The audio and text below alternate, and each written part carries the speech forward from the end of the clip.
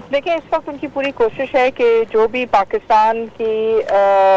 एक तरह से आप कह सकते हैं इमेज के लिए या पाकिस्तान के लिए स्ट्रेटेजिक जो जगहें हैं उन सब के ऊपर जहां तक वो भेज सकते हैं वो दहशतगर्द तंजीमें भेजना चाहते हैं और उसके साथ साथ क्रिमिनल ग्रुप्स को भेजना चाह रहे हैं। तलाश जैसे कि हम जानते हैं पाकिस्तान के लिए पाकिस्तान का फेस भी है जहाँ से टूरिज्म के पॉइंट ऑफ व्यू से, लेकिन उसके साथ साथ स्ट्रेटेजिक भी है। इसलिए जाहिर है जब भी आप एक पहाड़ी इलाके पे कोई भी कार्रवाई करते हैं तो उसमें हमेशा जो है सिक्योरिटी फोर्सेस को नुकसान भी होता है, लेकिन उसके साथ साथ ये बहुत अहम है कि ये जो आपके इलाके हैं ये दहशतगर्दों की पहुंच पे ना पहुंचे। मारिया साहिबा, हमने देखा है कि पाकिस्तान बारहा अफगान तालिबान से बात कर चुका है और जैसा कि इफ्तिखार साहब भी कह रहे थे, लेकिन उस तरफ से जो है मस्बत जवाब सामने नहीं आता। तो हमने जो आर्मी बिरादरी है उसकी इस जानिब तवज्जो किस तरह मबजूल करानी होगी? देखिए, बात इसलिए है कि अफगानिस्तान के अंदर जिस असूल के तहत, जिस फार्मूला के तहत तालिबान को पूरी हुकूमत दी गई थी, उसके अंदर एक शर्त ये थी कि इनका इलाका जो है बैनुल अक़वामी या इलाकाई दहशतगर्दी के लिए इस्तेमाल नहीं होगा, और ये यूनाइटेड नेशंस अक़वाम मुत्तहिदा की रेजोल्यूशन 1373 के तहत था। अब अगर ये काम वो जारी रखते हैं तो ना सिर्फ आप उन पर सैंक्शन रख सकते हैं, लेकिन उसके साथ साथ अक़वाम मुत्तहिदा की जो कमिटीज हैं जो इंटरनेशनल पीस और सिक्योरिटी को डील करती हैं चैप्टर 1 के तहत, उनको भी आप फाल कर सकते हैं। और हमें इस वक्त पूरी कोशिश करनी चाहिए चीन और रूस के साथ मिलकर इसके ऊपर बात करने की, और उसके साथ साथ अमेरिका के ऊपर भी थोड़ा सा प्रेशर डालने की कि वो इन लोगों के साथ जो उनके मामला तय हुए हैं उसके मुताबिक इनके ऊपर जो है ना सिर्फ एम्फेसिस दिया जाए, लेकिन उसके साथ साथ जो मुल्क इसमें इलाकाई दहशतगर्दी में मुलव्वस है, चाहे वो हिंदुस्तान है या कोई और, तो उनको भी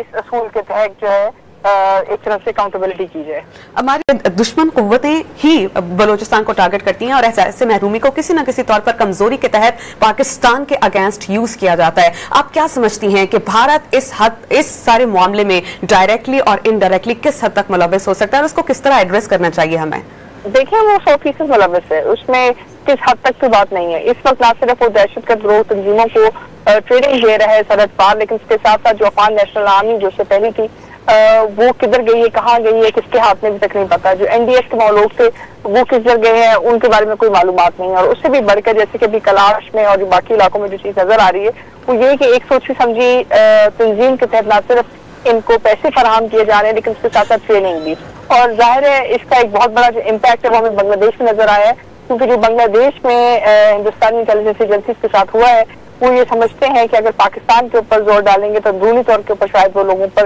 ये बात बावर करा सकें कि वो बहुत ताकतवर है, वो बहुत चीजों के कायल हैं। लेकिन इनकी तमाम कार्रवाइयां चाहे वो कनाडा में थी, यूके में थी, बांग्लादेश में थी, मालदीव में थी, हर जगह के ऊपर जो है ना नाकामी का सामना लिया है। और आज जो कामयाबी है इस जगह पर भी बावजूद इसके कि हमने एक बहुत बड़ी कीमत अदा की है, वो इस बात की खुली निशानदेही है कि पाकिस्तान की अवाम दहशतगर्दी के खिलाफ जो एक सीसा फैलाई हुई दीवार की तरह खड़े हैं और खड़े रहेंगे, और ये कि हम अपने दुश्मन को इसका जरूर जवाब देंगे। मारिया साहब, ये जो इत्तेहाद बनता हुआ नजर आ रहा है अफगानिस्तान का भारत के साथ, और पिछले दिनों अब हमने देखा कि बांग्लादेश की जो आर्मी से रिप्रेजेंटेटिव जो थे वो पाकिस्तान का दौरा कर रहे थे, तो ये कितना जरूरत है कि मुस्तकबिल करीब में जो है पाकिस्तान को जो है वो बांग्लादेश के साथ चलकर चलना पड़ेगा आगे बढ़ के? देखिए, यकीनी तौर पर चलना पड़ेगा, क्योंकि जाहिर है ये एक छोटी जंग नहीं है जो बांग्लादेश की आर्मी ने एक छोटी जीत नहीं है जो उन्होंने हासिल की है। क्योंकि जाहिर है किसी रिपोर्ट के अंदर इतनी हद तक किसी दूसरी इंटेलिजेंस एजेंसी का असर रसूख हो उनके अदारों के ऊपर, उनकी इक्तिसादी जो साइन है उसके ऊपर हो, तो जाहिर है उनको पाकिस्तान को भी इस वक्त अच्छे खासे चैलेंजेस का सामना है जो कोई आम नौयत के नहीं है, लेकिन एक मुनज़्ज़म तहरीक है जो पाकिस्तान के खिलाफ इस्तेमाल की जा रही है। ऐसी सूरत हाल में न बैनुल अक़वामी सतह पे बल्कि रीजनल कॉपरेशन के तहत भी आप ये चीजें वाज़ेह भी कर सकते हैं और यकीनी तौर के ऊपर रिवर्स प्रेशर भी डाल सकते हैं। मारिया साहिबा, जैसा कि हम सभी जानते हैं कि भारत बुरी तरीके से उसको सुबकी का सामना करना पड़ा है, चाहे वो खालिस्तान का मामला हो कनाडा में,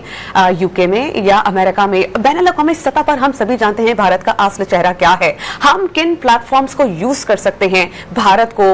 उनका असली चेहरा दिखाने में और भारत को इस तरह की कार्रवाइयों से रोकने के हवाले से? देखिए, हम इस वक्त 4 चीजें इस्तेमाल कर सकते हैं। अक़वाम मुत्तहिदा अनफॉर्चुनेटली जो है हमारे लिए डिलीवर नहीं कर सका, ना फलस्तीन के मामले पे, ना यूएन के मामले के कुछ मसला कश्मीर के ऊपर, लेकिन बहरहाल ये एक फोरम जरूर है आपके पास। उसके अलावा आपको जो है OIC का फोरम है, OIC के फोरम में भी आप सिर्फ असूली बातचीत कर सकते हैं, लेकिन असल प्रेशर के लिए आपको बेहतर फ्रेमवर्क चाहिए, तो उसके हाथ से मेरे ख्याल से SCO फ्रेमवर्क आपके लिए बेहतर होगा, ज्यादा फाल होगा। और इसके साथ साथ हमें ये भी देखना होगा कि हम जो है इसके अंदर कितनी हद तक जो हमारे बायलैटरल ताल्लुकात हैं उनको इस्तेमाल कर सकते हैं अफगानिस्तान के साथ, बाकी ममालिक के साथ, ताकि हिंदुस्तान के असर को रिजल्ट कर सकें। और अंदरूनी तौर पर जो हमारे प्रॉब्लम है उसके अंदर हमें अपनी कानूनी जो है एक तरह से कमी है या जो हमारी शॉर्ट कमिंग्स है उनको दूर करना होगा। अच्छा, बहुत से फॉल्स फ्लैग ऑपरेशन किए गए, बहुत से मिस एडवेंचर्स किए गए भारत की जानिब से। हमने ना सिर्फ कवर अप किया बल्कि मुंह तोड़ जवाब दिया, सुप्की का सामना भी रहा भारत को, लेकिन इसके बावजूद भारत इस तरह की कार्रवाइयों से बाज आता नहीं है। तो आपको क्या लगता है स्ट्रैटेजी किस तरह की होनी चाहिए कि अंदरूनी और बैरूनी तौर पर पाकिस्तान मुस्तहकम रहे और अमन अमान की सूरत हाल तो बेहतर तौर पर संभाली रहा है पहले से?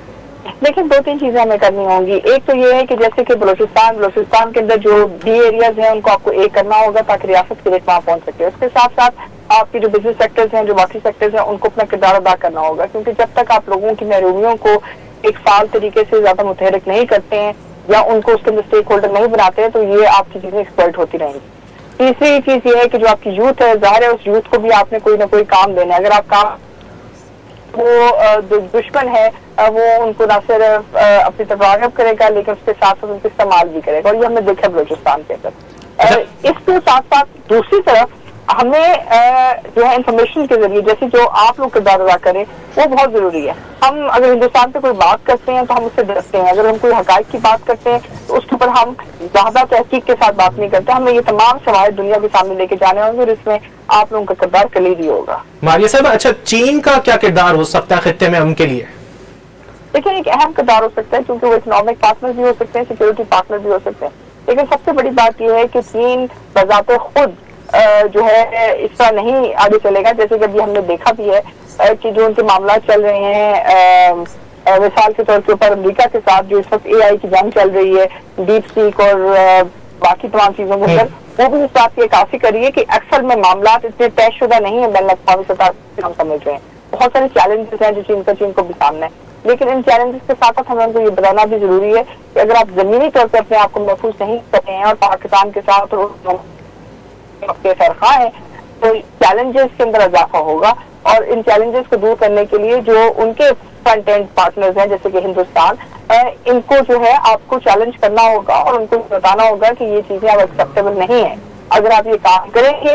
तो इस तरह अमल आएगा। मारिया साहिबा, अपनी यूथ को संभालने के लिए, उनको एजुकेट करने के लिए डिजिटल प्लेटफॉर्म्स किस हद तक कारगर हो सकते हैं? किस तरह यूटिलाइज किया जा सकता है इन प्लेटफॉर्म्स को? देखें, ये बहुत जरूरी है क्योंकि अगर आप देखें चाहे इसमें 14 साल के बच्चे हैं, बच्चियां हैं या आपके पास उससे ज्यादा जो एजेस के, उनको टारगेट किया जा रहा है। ना सिर्फ ये कि वो आईजेस के लिए या बाकी इस तरह की तमाम एक्टर्स की तरफ राग़िब हों, लेकिन उसके साथ साथ उनके ऊपर एक तरह से एक बड़ा आप ये कह सकते हैं फोकस्ड अटेंशन है। उनको उनके जहनों को माइल करने के लिए उनके गिर्द एक ऐसा एक्विट अमल पैदा किया जाए ताकि उनको लगे कि वो कुछ वो कर रहे हैं वो ठीक है। यूथ इंसान वैसे रिबेलियस होता है और अगर आपके साथ साथ जो भी मसाइल हैं उन मसाइल का जो आप रुख जो है आप रियासत के खिलाफ इंतशार की तरफ बदल देते हैं तो उसका नुकसान ये होता है कि लोग जो है आप के लिए एक बेहतरी के सबब के बजाय एक चैलेंज बन जाते हैं, और यही इस वक्त आपकी यूथ का प्रॉब्लम है। आपको अपनी यूथ के लिए एक प्रॉपर फ्रेमवर्क बनाना पड़ेगा जिसके तहत आप उनके साथ बातचीत भी करें और उनको उन पर ये बात वाज़ेह भी करें। जो